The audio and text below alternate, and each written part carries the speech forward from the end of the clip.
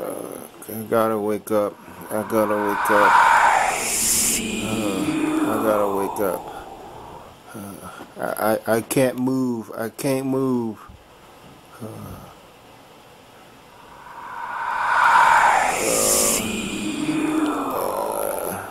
Sleep paralysis occurs when the brain awakes from the REM state, but the body is still in a state of paralysis, which they say prevents the body from manifesting movements made in the subject's dreams, and thus causes hallucinations, mostly of, quote, evil presences in the room. Yet they freely admit that very little is known about the physiology of sleep paralysis, and that this is at best a guess. There are several problems with this theory. One is that if it is generally accompanied by the sense that there is something evil in the room, and if it were only the result of people dreaming, even though their body is still asleep, why isn't there more people reporting all kinds of very different dreams, as you would expect, as opposed to almost identical experiences with this evil presence? The same story, the same feeling, and sometimes the same entity are being described by people who have had no contact with one another, or who have ever heard of sleep paralysis before.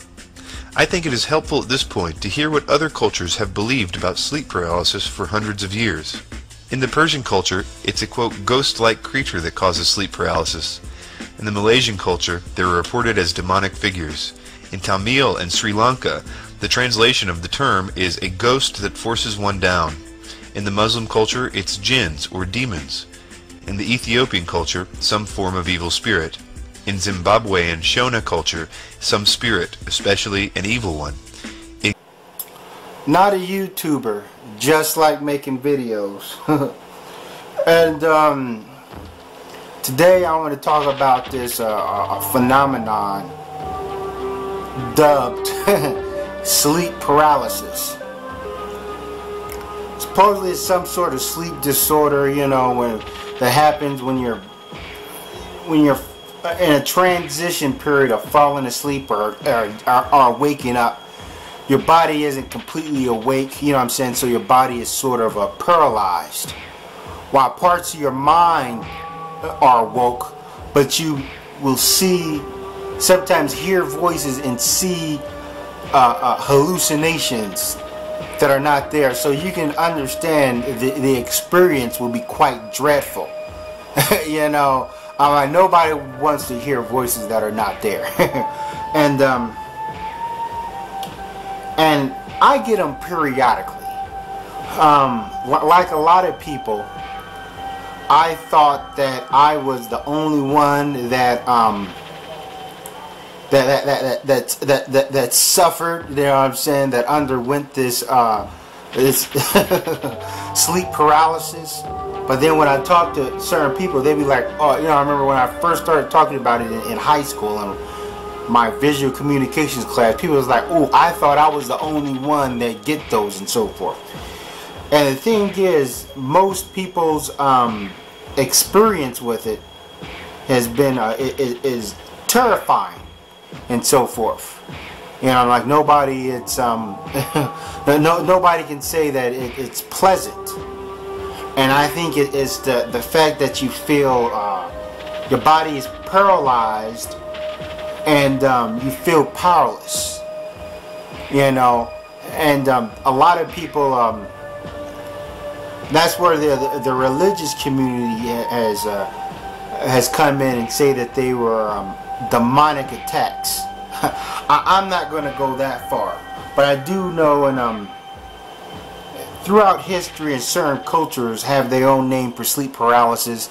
Now, of course, in the medieval times and so forth, that people will say that you're being visited by a dark presence, you know, and so forth. But you know, we have science, I guess, to explain it. But science still does not have in my opinion, a definitive answer, you know, for it. And so forth. Now, like for instance, people will have claimed that they're you know what I'm saying, you're being visited by an evil paranormal presence due to the fact that everybody's experience with it is horrifying and so forth.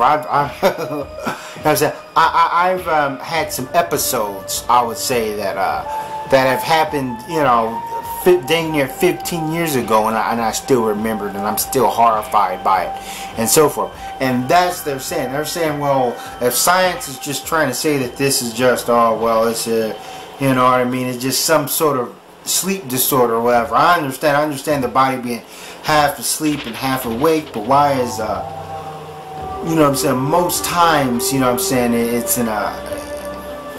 it's a daunting experience, and so forth. And it has been recorded that some people that have undergo sleep paralysis, that they've experienced some of the same things. They've heard the same voices. Two people that are not related, that don't know each other, and talking about it in the groups, have heard, you know what I'm saying, the same voices and seen the same hallucinations.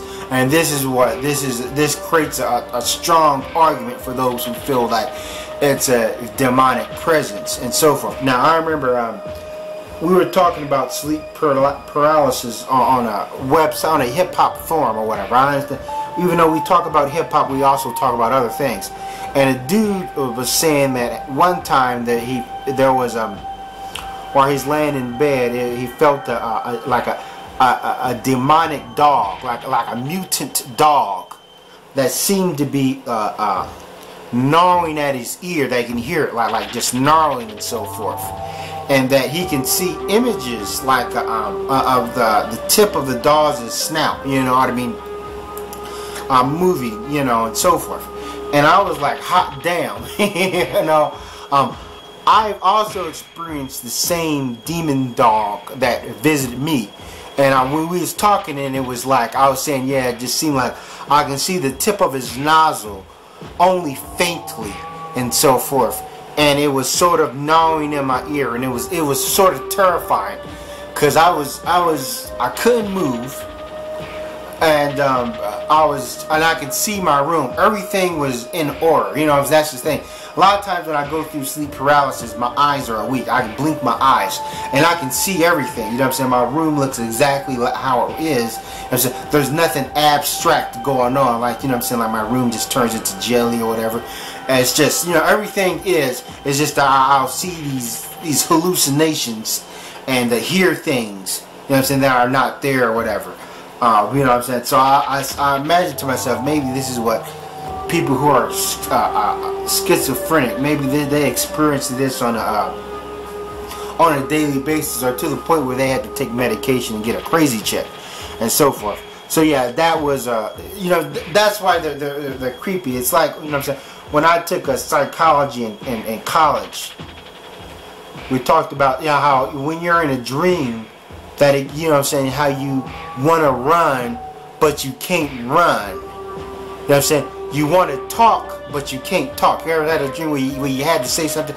That means the dream has gotten so real that the brain is trying to send messages to you know, to your muscles or whatever, to your other organs in your body, and hence sometimes you can't talk and you can't run in your sleep because it gets too real. That means the brain is sending a message to your body to run, but of course you can't sleep, so and the dream is manifested as you're unable to run because you're unable to run in real life because you're laying in bed. You know what I'm saying? But still, you're in a dream, you know. You know what I'm saying? Sleep paralysis is kind of similar to that, to the point where you want to speak, you want to run, you want to get up, you want to wake yourself up, but hence your muscles are still in what is they call atoma or whatever, yeah, something like that, and you start to hear things and see, you know what I'm saying, visions. You know, a lot of people have said that they've saw shadowy visions on a wall, which is you know, to me that's kind of common and so forth. It's not as frightening as my demon dog, the demon dog character, both me and someone else experienced and so forth. So yeah, that does give that's a pretty strong argument for those who feel that you're being visited by demons and so forth. And I particularly remember, but that wasn't my most frightening undergoing. I particularly remember one time when I was in an apartment living in Utica, New York, and I particularly remember this apartment. It was a nice apartment. It was very small, and I had hardwood floors. And I'm saying, in the center of my living room, I had a big throw rug, a big expensive carpet that you know what I'm saying. In the city, there's these foreigners, and they always sell these big throw rugs. They put them on a clothesline. Maybe you see them in your city. They have a van. You know what I'm saying. These rugs may range from $20 to $50 to $100. But while I was undergoing sleep paralysis, I can feel that there was an intruder, I would say, in my house, and it was in my kitchen. And then as it was walking towards my bedroom, I can hear his footsteps be louder, but hence, you know what I'm saying, you know what I'm saying, as his foot was walking on hardwood floor, you hear that sound. As it was walking on my throw rug, the sound of his footsteps changed. Since you know it sounds different when someone walks on carpet on a rug than it was hardwood floors. So then, as it got closer to my bedroom, it had to step off the throw rug back at the hardwood floor, so hence the sound changed. I'm like, it was terrifying. I'm like, it was horrifying.